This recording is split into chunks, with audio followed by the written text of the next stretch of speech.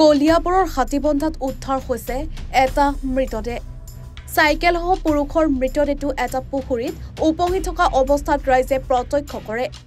মৃতদেহটো স্থানীয় হাতীবন্ধা গাঁৱৰ ইব্ৰাহিম খলিলৰ বুলি চিনাক্ত কৰিছে পৰিয়ালৰ লোকে। মৃত ইব্ৰাহিম খলিল চুলুং মাছ বজাৰত মঠিয়া হিচাপে কৰ্মৰত আছিল। পুৱা মাছ বজাৰত কাম শেষ কৰি হাতীবন্ধা আমতলাৰ ঘৰলৈ বুলি উভতি আহিছিল লোকজন। ঘটনাস্থলীত চুলুং আৰক্ষী উপস্থিত হৈ মহকুমা দণ্ডাধীশৰ উপস্থিতিত মৃতদেহটো উদ্ধাৰ কৰি মৰণোত্তৰ পৰীক্ষাৰ বাবে নগাঁৱলৈ প্ৰেৰণ কৰে। ইফালে ইব্ৰাহিমৰ পৰিয়ালে কয় যে এয়া কোনো দুৰ্ঘটনা নহয়, এয়া পৰিকল্পিত হত্যাকাণ্ডহে।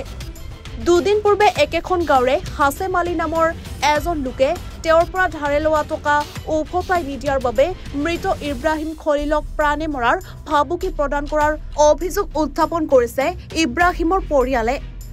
ঘটনা সন্দৰ্ভত ইতিমধ্যে চুলুং আৰক্ষীক এজাহাৰ দাখিল কৰিছে পৰিয়ালৰ লোকে। আৰক্ষীৰ তদন্তৰ পিছতহে পোহৰলৈ আহিব ঘটনাটোৰ প্ৰকৃত ৰহস্য। এই ঘটনাক কেন্দ্ৰ কৰি পুৱাৰে পৰা সমগ্ৰ অঞ্চলজুৰি তীব্ৰ চাঞ্চল্যৰ সৃষ্টি হৈছে। যেতিয়া উঠাইছে এই সিটোপাৰৰ ৰাজেন্দ্ৰ দাস বুলি ল'ৰাটোক, তেওঁ আহি পেলাই দেখিছে ইয়াত যে মানুহজন ইয়াত পৰি আছে, সি ফাৰ্মৰ কাম কৰি আছে দেখিছে। তেতিয়া মোলৈ ফোন কৰিছে, মই আহিলোঁ, আহি পেলাই চাইলোঁ হয় দেখি ইয়াত পৰি আছে।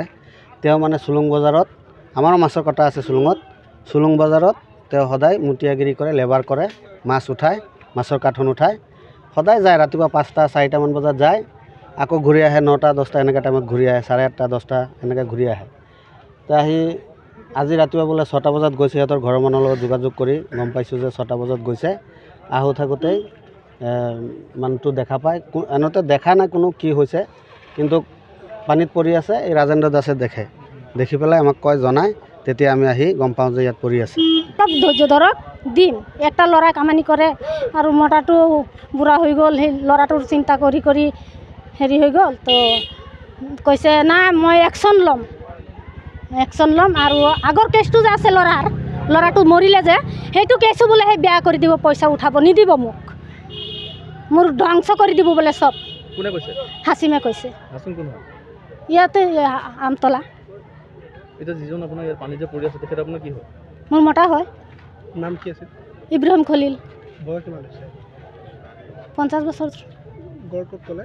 হাতীবন্ধা আমতলা। তেখেতে কি কৰে? এই চুলুঙত কাম কৰে, মাছৰ কাটাত। কলিয়াবৰৰ পৰা নেকিবুৰ ৰহমানৰ ৰিপৰ্ট, এনি ভাৰত 24।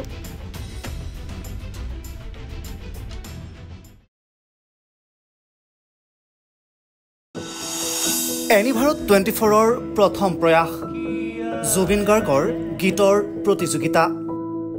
জুবিনৰ গানে কি আনে?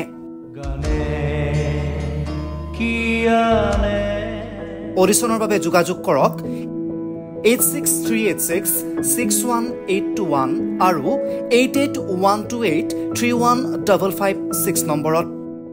এনি ভাৰত 24 উদ্যোগত এটা নতুন সংগীতৰ প্ৰতিযোগিতা আয়োজন কৰা হৈছে, য'ত মোৰ গানৰ প্ৰতিযোগিতা হ'ব। আপোনালোকে তাত প্ৰতিযোগী হিচাপে আহিবলৈ পাৰিব আৰু মোৰ ফালৰ পৰা আন্তৰিক শুভকামনা জনাইছোঁ।